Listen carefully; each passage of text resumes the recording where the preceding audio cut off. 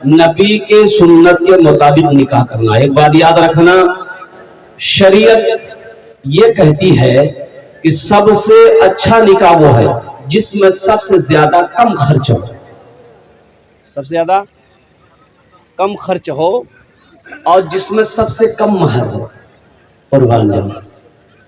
तो इसलिए नबी के सुन्नत के मुताबिक निकाह करना। नौजवानों, अगर नबी के सुन्नत के मुताबिक निकाह करोगे, निकाह मस्जिद में करोगे, अल्हम्दुलिल्लाह जो बच्चा पैदा होगा वो नेक और साले पैदा होगा, जो बच्चा पैदा होगा वो फर्मा बरदार होगा, जो बच्चा पैदा होगा वो हाफिज कुरान होगा, जो बच्चा पैदा होगा वो आलिम दीन होगा। और नबी के सुन्नत के खिलाफ अगर शादी करोगे, निकाह करोगे, तो जो बच्चा पैदा होगा वो गूंगा होगा, जो बच्चा पैदा होगा वो बहरा होगा, जो बच्चा पैदा होगा वो अंधा होगा, वही बच्चा नाफरमान होगा। और जब तुम बूढ़ा हो जाओगे ना, यही बच्चा खुट्टा में बांध के लाठी लेके मारेगा। इसीलिए नबी के सुन्नत के मुताबिक निकाह करो, निकाह मस्जिद में करना। अल्हम्दुलिल्लाह सुम्मा अल्हम्दुलिल्लाह। अच्छा, शादी में इधर डीजे फीजे बजता है क्या? है? बजता है? है? बजता है ना? है। तौबा करो नौजवानों। इधर जहेज जहेज जहेज चलता है, जहेज जहेज चलता है ना, जहेज में ही लेते हो भाई।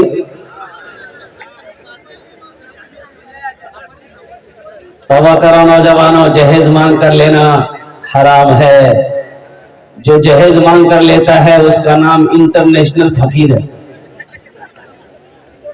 अल्लाह की बारगाह में इसका जवाब देना होगा, अल्लाह की बारगाह में इसका जवाब देना होगा। ए नौजवानों सुनो, एक बात बताओ मुझे, शराब पीना क्या है? हराम है। चोरी करना क्या है? जिना करना क्या है? सूद खाना क्या है? अब मांग कर जहेज देना, बोले यहाँ को सुवा दे।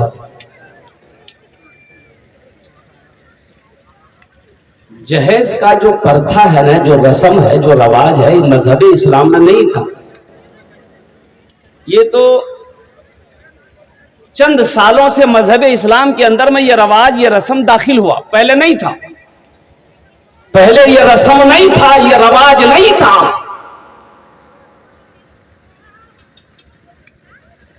सऊदी अरबिया में अभी भी लड़का अगर शादी करेगा तो लड़की को जहेज देना पड़ेगा। वहां लड़की वाले को पैसा देना पड़ेगा, आपको कई 100 रियाल देना पड़ता है। जब लड़की तैयार हो जाएगी, इजाजत मिलेगी, तब निकाह होगा। भैया में उल्टी है, उल्टी लड़की को दो। अब बारात है, बारात स्कॉर्पियो भर भर के जाता है। अच्छा, कितना आदमी तो बाप रे बाप की बारात में आज दिन में जाना है, वो सुबह से नाश्ता खाना छोड़ देता है, बोला पेट खाली रखूंगा खाना। कितना आदमी जेब में टेबलेट लेके रहता है, हजमा टेबलेट, मार डकार मार के खाता है वहां पर। बोला ऐसा लगता है कि कई महीने से ये भूखा था। लड़की वाले के यहाँ खाना सही है? बोलो भाई खाना सही है। किसी किताब में है, किसी किताब में है तो दिखा दीजिए हमको, मैं आपको गुलाम बन जाऊंगा। अगर किसी किताब में हो कि बेटी वाले की यहाँ खाना खाना सही है, कोई माई का लाल दिखा दे, मैं उसका गुलाम हो जाऊंगा। नहीं,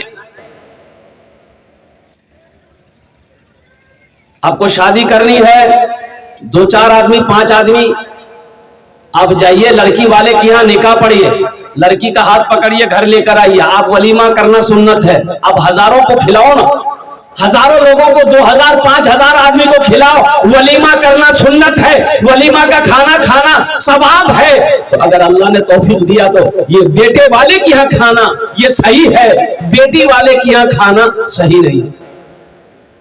लेकिन यहाँ उल्टे है, यहाँ उल्टे है। हर तरफ से बेटी वाले को कुर्बान करो, इतना कुर्बान करो कि वो उलट करके बेहोश हो जाए। मुसलमानों, हम कहां चले गए? नौजवानों, तुम कहां चले गए? हमारे नौजवानों को फिक्र नहीं है कि अभी हिंदुस्तान में क्या क्या चल रहा है, क्या क्या हो रहा है। तुम्हें पता है? पता नहीं होगा। मस्जिदें जा रही हाथों से, खबर है। मस्जिदें निकल रही है हाथों से। 800 मदरसे में ताले लग गए आसाम में। न्यूज पढ़ो, पेपर पढ़ो, अखबार पढ़ो, फेसबुक में सिर्फ वही देखते हो, वही क्या और कुछ है उसमें है। यहां तो आलम ये है, अल्लाह अकबर कबीरा, कुर्बान जाओ। अभी राम मंदिर बना भाई मालूम है उसका चंदा हुआ 3700 करोड़ रुपया चंदा हुआ। कितना चंदा हुआ? 3700 करोड़। और यहाँ हम लोग मदरसा मस्जिद का चंदा की बात आ जाए तो ऐसे करेगा।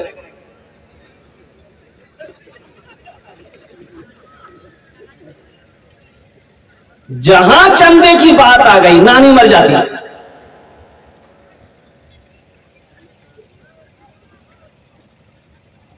बिहा करेगा 20,000 में डीजे करेगा, 20,000 में डीजे करेगा।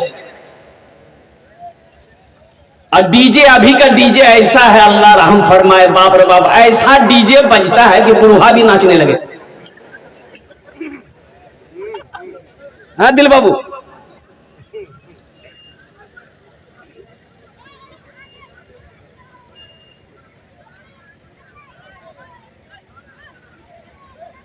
नौजवानों जगो, ख्वाबे गफलत से उठो,